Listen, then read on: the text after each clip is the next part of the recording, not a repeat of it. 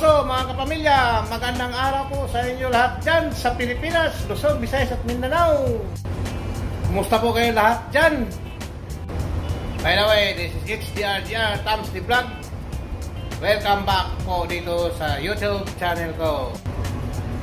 Bago ako mag-umpisa guys, salamat nga pala sa mga nag-like, nag-share, nag-comment at nag-subscribe dito sa channel ko. At kung ikaw naman ay bago dito sa channel ko, huwag kalimutan i-hit ang notification bell button at mag-subscribe para updated kayo lagi sa mga video ko. Mamaya pala guys, lalabas kami mamaya guys para mamili ng mga gamit. Kaya abangan nyo kami doon o samahan nyo kami sa aming paglalabas mamaya. Excited ako guys. Inantay ko na lang yung matapos yung gwardiya ko. Matapos ang gwardiya ko. Ang tagal! Alam nyo guys kung saan ang punta namin mamaya? Doon sa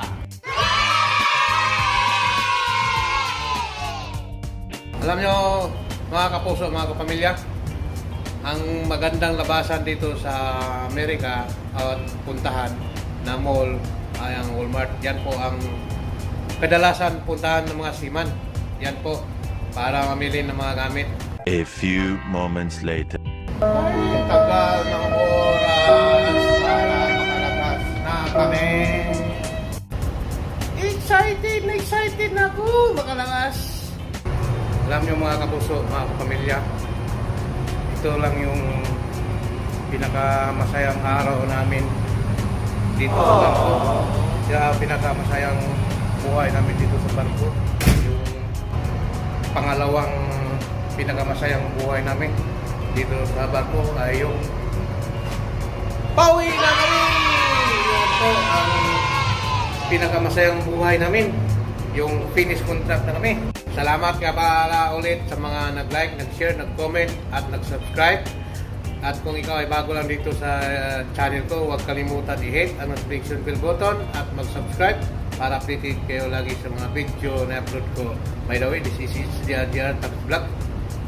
Welcome ulit po dito sa channel ko. A few moments later. So, tara guys! Lalabas na tayo dahil oras na labasan! Tara, let's go! Ay, mga kapuso, mga kapamilya dyan, dito na kami sa iba ng populasyon o sa amin. Direksyon namin ngayon sa Walmart. USA, Washington, Best Buy, bibili na. Best Buy din. Laptop, bibili cellphone. Marami kang pera. Guys, marami daw siyang bibilhin, laptop, cellphone, o ano pa. Ang problema, may pera pa siya. Hindi lahat ng seaman na maraming pera. Maraming pera, pero galing sa pinag-utangan. Ganito guys, ang buhay seaman. Huwag nyo isipin lahat guys, mga seaman na nasa onboard, maraming pera. Yan, mali kayo. Yan po ang buhay namin guys, mga seaman guys. Ano guys, yung mga seaman guys, ito lang kaligayahan namin na makalabas. Ito lang talaga yung kaligayahan namin makalabas. Kahit na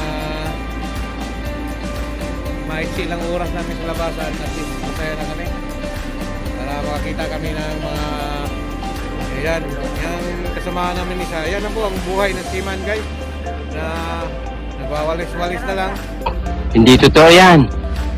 Saka yan ang resulta sa mga kasamahan namin na hindi makalabas.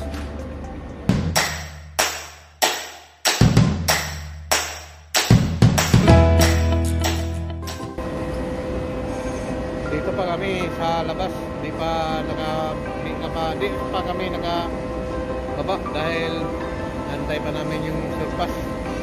Dati mo daw. Yung passport. Pag nandito kayo lahat sa Amerika, bear in mind natin na pag lumabas, Kailangan yung passport. talaga Talaga passport. puro copy ng passport, saka your pass. Hindi talaga yan. Yan po, laging tandaan. Pag mag-experience kayo dito sa Amerika na pag gusto nyo lumabas, kailangan naka-ready yung passport, short pass, or Xerox man lang, mga copy ng passport. At higit sa lahat, magdala ng pira. Ayun po, ayan, alam po lang. Yan ang importante. Kasi surpass ka na.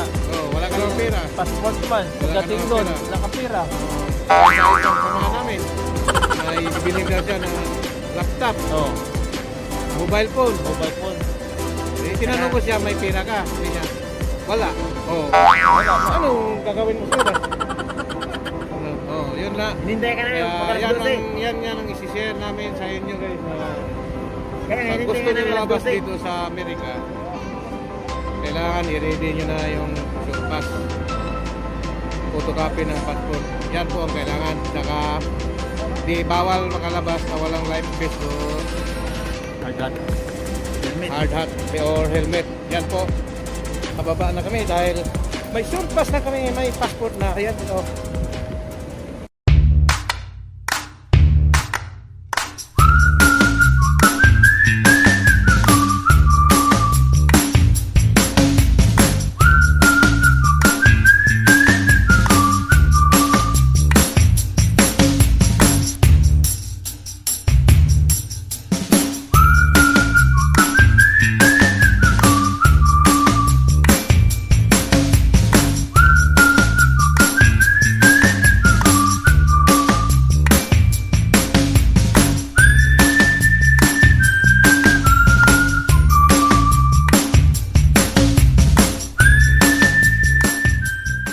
Labas. Guys, Hello, Mr. Vlogger. How are you? di pa kami